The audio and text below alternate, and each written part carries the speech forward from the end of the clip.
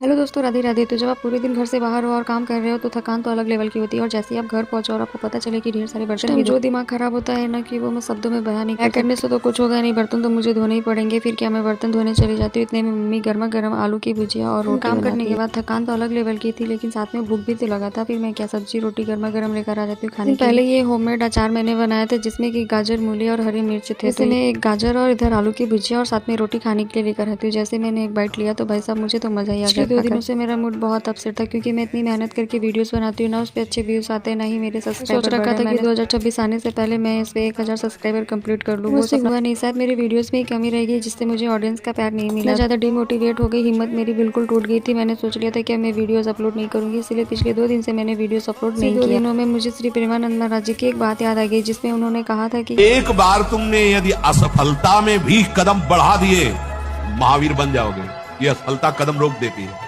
अब क्या होगा? अब वही होगा जो होना है। बस जिद्दी स्वभाव चाहिए। यहाँ जिद्दी स्वभाव चाहिए। जीवन में देखा है, जहां कहीं भय, जहां कहीं परास्त होने की बात मन ने खड़ी की है, वहीं अब कर परास्त